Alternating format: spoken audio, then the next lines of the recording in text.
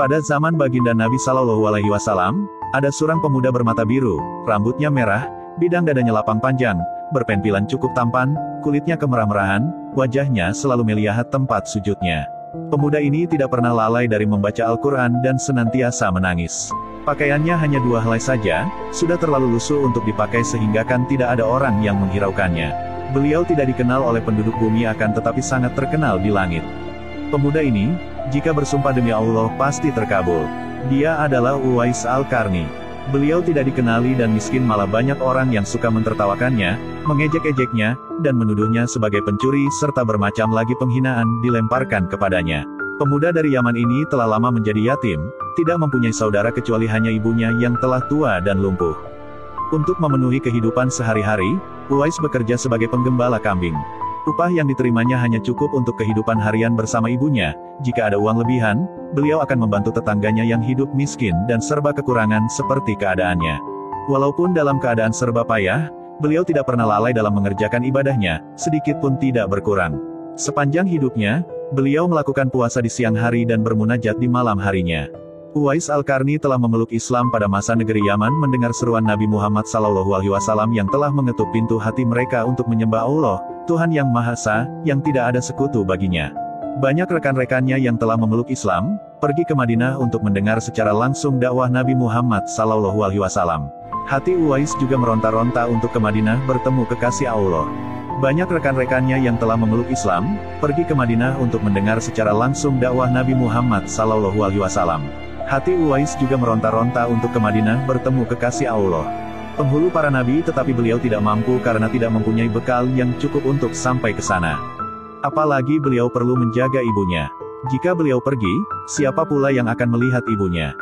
Dikisahkan ketika terjadi perang Uhud, Rasulullah mengalami cedera dan giginya patah karena dilempari batu oleh musuh-musuhnya. Berita ini akhirnya sampai kepada Uwais. Lalu ia segera memukul giginya dengan batu hingga patah. Hal tersebut dilakukan sebagai bukti kecintaannya kepada baginda sekalipun beliau belum pernah melihat Rasulullah SAW. Hari berganti hari dan musim pun berlalu, kerinduannya terhadap Rasulullah tak dapat dibendung lagi. Uwais merenungkan diri dan bertanya dalam hati, bisakah dirinya baru dapat menziarahi Nabi SAW dan memandang wajah beliau dari dekat? Akhirnya, pada suatu hari Uwais mendekati ibunya, mengeluarkan isi hatinya dan memohon izin kepada ibunya agar diperkenankan pergi menziarahi Nabi SAW di Madinah. Sang ibu, walaupun telah uzur, merasa terharu ketika mendengar permohonan anaknya. Beliau memahami perasaan Uwais, dan berkata, "Pergilah wahai anakku, temuilah Nabi di rumahnya, dan bila telah berjumpa, segeralah engkau kembali pulang." Dengan perasaan gembira yang amat sangat, Uwais berkemas untuk berangkat dan sebelum pergi, beliau menyiapkan keperluan ibunya yang akan ditinggalkan serta berpesan kepada tetangganya agar dapat menemani ibunya sepanjang kepergian beliau. Sesudah mencium tangan ibunya yang tercinta, berangkatlah Uwais menuju ke Madinah yang jaraknya sekitar 400 km dari Yaman. Dengan waktu yang cukup lama akhirnya tibalah Uwais Al-Qarni di kota Madinah. Segeralah ia menuju ke rumah Nabi SAW. Diketuknya pintu rumah itu sambil mengucapkan salam. Keluarlah Sayyidah Aisyah, sambil menjawab salam Uwais. Segera saja Uwais menanyakan Nabi yang ingin ditemuinya. Namun ternyata baginda SAW tidak berada di rumah melainkan berada di medan perang. Betapa kecewa hati sang perindu, dari jauh ingin berjumpa tetapi yang dirindukannya tidak berada di rumah. Dalam hatinya bergolak perasaan ingin menunggu kedatangan Nabi dari medan perang. Tapi, beliau teringat akan pesan ibunya sudah tua dan senantiasa dalam keadaan tidak sehat itu, agar ia cepat pulang ke Yaman, engkau harus lekas pulang. Disebabkan ketaatan kepada ibunya, pesanan ibunya itu telah mengalahkan suara hati untuk menunggu Nabi SAW. Ia akhirnya memohon kepada Sayyidatina Aisyah R.A. untuk pulang kembali ke Yaman. Uwais selalu menitipkan salamnya kepada Nabi SAW dan melangkah pulang dengan perasaan hampa karena tidak dapat bertemu dengan kekasih Allah. Sepulangnya dari perang, Nabi SAW langsung bertanya tentang kedatangan orang yang mencarinya. Nabi Muhammad menjelaskan bahwa Uwais Al-Qarni adalah anak yang taat kepada ibunya. Beliau adalah penghuni langit, sangat terkenal di langit. Mendengar perkataan baginda Rasulullah, Sayyidatina Aisyah R.A. dan para sahabatnya tertegun seketika. Lalu kata Sayyidatina Aisyah R.A., memang benar sebelum ini ada seseorang telah datang mencari Rasulullah tetapi orang itu segera pulang. Karena teringat akan ibunya yang sudah tua dan sakit sehingga kan beliau bimbang meninggalkan ibunya terlalu lama. Rasulullah SAW bersabda, kalau kalian ingin berjumpa dengan dia, Uwais Al-Qarni, perhatikanlah bahwa ia mempunyai tanda putih di tengah-tengah telapak tangannya. Sesudah itu Baginda Sallallahu Alaihi Wasallam memandang kepada Sayyidina Ali dan Sayyidina Umar lalu bersabda, apabila kalian bertemu dengan dia, mintalah doa dan istighfarnya untuk kalian karena dia adalah penghuni langit dan bukan penghuni bumi. Tahun berganti tahun dan Umar R.A. menjadi khalifah kedua menggantikan Abu Bakar As-Siddiq yang telah wafat. Abu Bakar dipilih menjadi khalifah selepas Rasulullah SAW wafat. Suatu ketika, Khalifah Umar teringat akan sabda Nabi SAW tentang Uwais Al-Qarni, sang penghuni langit. Beliau segera mengingatkan sahabatnya, Sayyidina Ali, untuk mencari Uwais bersama. Sejak itu, setiap kali ada kafilah yang datang dari Yaman, mereka berdua akan bertanya tentang Uwais Al-Qarni, apakah ia turut bersama mereka. Di antara kafilah-kafilah itu ada yang merasa heran. Apakah sebenarnya yang dicari oleh kedua-dua sahabat besar itu? Rombongan kafilah dari Yaman menuju ke Syam silih berganti membawa barang dagangan mereka. Suatu ketika, Uwais Al-Qarni turut bersama rombongan kafilah menuju kota Madinah. Melihat ada rombongan kafilah yang datang dari Yaman, bersegeralah Khalifah Umar dan Sayyidina Ali mendatangi mereka dan menanyakan apakah Uwais turut bersama mereka. Rombongan itu mengatakan bahwa ia ada bersama mereka dan sedang menjaga unta-unta mereka di perbatasan kota. Mendengar jawaban itu, mereka berdua bergegas menemui Uwais Al-Qarni. Sesampainya di tempat Uwais, Khalifah Umar dan Sayyidina Ali memberi salam. Namun rupanya Uwais sedang melaksanakan sholat. Setelah mengakhiri sholatnya, Uwais menjawab salam kedua tamu agung tersebut sambil bersalaman. Sewaktu berjabatan, Khalifah Umar segera membalikkan tangan Uwais, untuk membuktikan kebenaran tanda putih yang berada di telapak tangan Uwais, sebagaimana pernah disabdakan oleh Baginda Nabi Sallallahu Alaihi Wasallam. Memang benar, dia penghuni langit, dan ditanya Uwais oleh kedua tamu tersebut, siapakah nama saudara? Lalu jawab Uwais, Abdullah.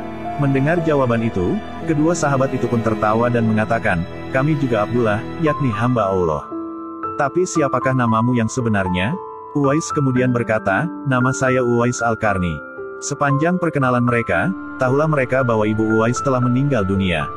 Itulah sebabnya, beliau baru dapat turut serta bersama rombongan kafilah dagang itu.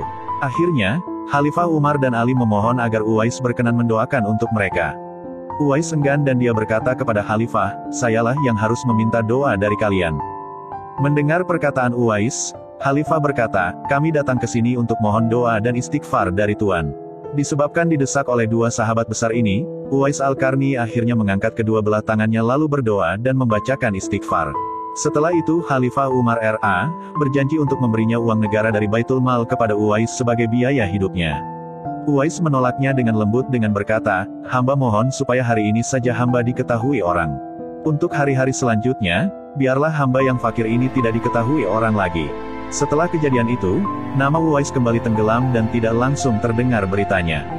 Tapi diriwayatkan ada seorang lelaki pernah bertemu dan dibantu oleh Uwais.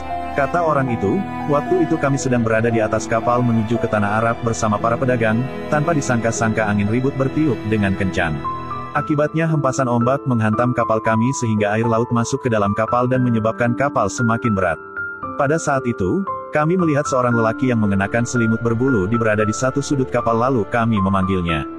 Lelaki itu bangun lalu melakukan sholat di atas air. Betapa terkejutnya kami melihat kejadian itu. Wahai waliullah, tolonglah kami. Tetapi lelaki itu tidak menoleh. Lalu kami berseru lagi, demi zat yang telah memberimu kekuatan beribadah, tolonglah kami.